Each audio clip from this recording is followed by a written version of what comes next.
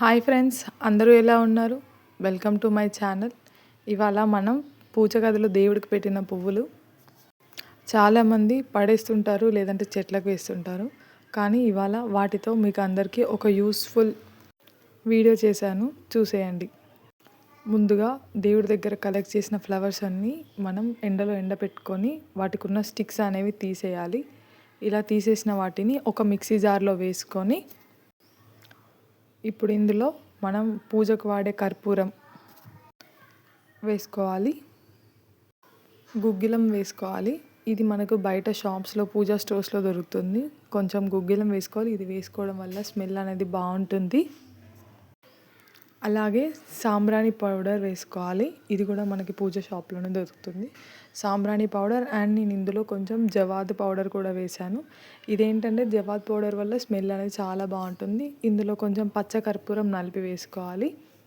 పచ్చకర్పూరం కూడా స్మెల్ చాలా బాగుంటుంది. అలాగే లక్ష్మీదేవికి పచ్చకర్పూరం అంటే చాలా ఇష్టం. వీటన్నిటిని మెత్తగా ఫైన్గా పౌడర్ చేసుకోవాలి. ఇలా పౌడర్ చేసుకున్న దాన్ని ఒక ప్లేట్లోకి తీసుకోవాలి.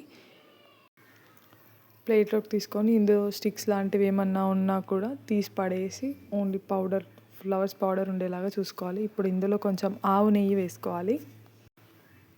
ఆవు నెయ్యి మన బైండింగ్కి యూస్ అవుతుంది. అలాగే ఇప్పుడు ఈ మిశ్రమాన్ని అంతా చేతితో దగ్గరికి కలుపుకోవాలి, ఆవు నెయ్యి అంతా పౌడర్కి పట్టేలాగా. నెక్స్ట్ ఇప్పుడు కొంచెం కొంచెం మనం రోజ్ వాటర్ అనేది చల్లుకుంటూ బాగా దగ్గరికి ముద్దలాగా వచ్చేలాగా కలుపుకోవాలి. ఇలా మొత్తం అంతా కలుపుతూ ఉండాలి. మనం ధూప్ స్టిక్ చేసే టైంకి అది ముద్దలా ఉండాలి.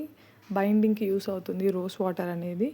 ఈ రోజ్ వాటర్ వేసి మనం ఒక్కొక్కటి కోన్ షేప్ ఆర్ మనకు నచ్చిన షేప్లో ఇలా వీడియోలో చూపిస్తున్నట్టుగా ధూప్ స్టిక్స్ అనేవి తయారు చేసుకోవాలి. ఈ ధూప్ స్టిక్స్ అనేవి మనం దేవుడి పూజతో చేస్తాం కాబట్టి మళ్ళీ దేవుడికి అనేది వేయకూడదు.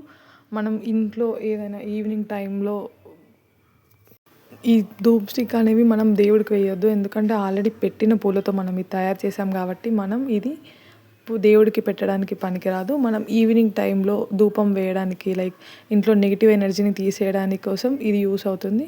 2 days ఎండలో ఎండబెట్టిన తర్వాత దాన్ని మనం యూస్ చేసుకోవచ్చు. మీరు ఇక్కడ చూసినట్లయితే ఇది 2 days ఎండబెట్టిన తర్వాత ఇలా ఉంటుంది. చాలా అంటే చాలా మంచి స్మెల్ వస్తుంది. మీరు కూడా ట్రై చేసి నాకు చెప్పండి. అంతే. ఈ వీడియోని లైక్ చేసి షేర్ చేయండి, సబ్స్క్రైబ్